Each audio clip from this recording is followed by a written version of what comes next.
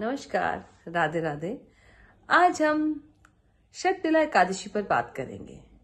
शततिला एकादशी माघ मास के कृष्ण पक्ष की एकादशी शततिला एकादशी के नाम से विख्यात है। यह सब पापों को हरने वाली एकादशी एक बार मुनि पुलस ने तलब्बे को बताया था। तलब्बे ने पूछा, मुनिवर, इस नर्क लोक में हर मनुष्य पाप कर्मों से रत है, उनके नर्क यातनाओं से बचने का कोई उपाय है तो कृपया कर बताइए।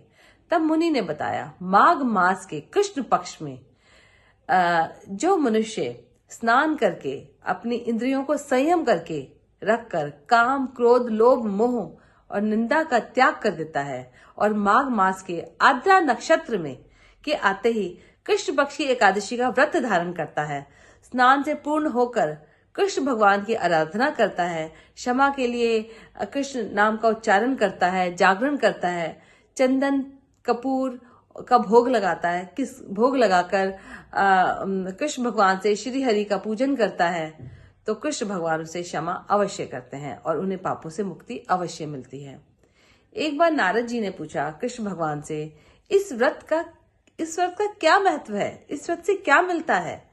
तब कृष्ण भगवान ने अपनी कथा बताई और बताया, एक बार एक ब्राह्मणी जो नित्य व्रत किया करती थी, एकादशी के सारे व्रतों का पूजन किया करती थी, तो उसको स्वर्ग में उसकी जगह निश्चित हो चुकी थी, परंतु कुछ का दान दक्षिणा ना देने के कारण कृष्ण भगवान को ये चिंता थी कि स्वर्ग में आकर भी वो साधनों से विहीन रह जाएगी।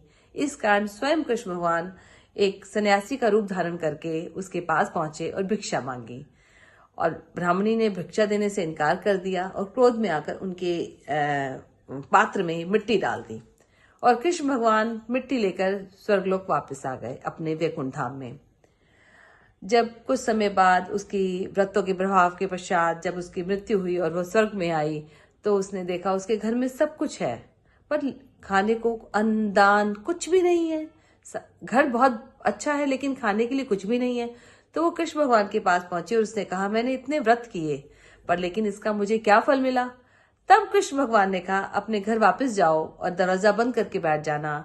जब देव अप्सराएं आएंगी उनसे शततिला की कथा सुनना, तब तुम्हें सारे साधनों की प्राप्ति होगी। तब वो ब्राह्मणी अंदर दरवाजा बंद करके बैठ गई। देव अप्सराएं आई, उन्होंने उसे शततिला की कथा बताई, जिस कथा के प्रभाव से उसके ऊपर सारे भगवान की कृपा हुई। शततिला एकादशी में हमें 6 तरह से तिल का प्रयोग करना चाहिए। जैसे सुबह स्नान में हमें स्नान के पानी में तिल डालने चाहिए, उससे स्नान करना चाहिए। तिल को पीस कर उसका उपटन बना के उसका प्रयोग करना चाहिए। जब हम सूर्य देवता को जल देते हैं, उस जल में भी हमें तिल डालकर उनको अर्घ देना चाहिए।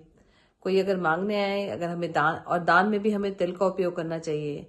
तिल से हमें तिलकूट बनाकर भगवान को भोग लगाना चाहिए और उसी से अपने व्रत को पूर्ण करना चाहिए।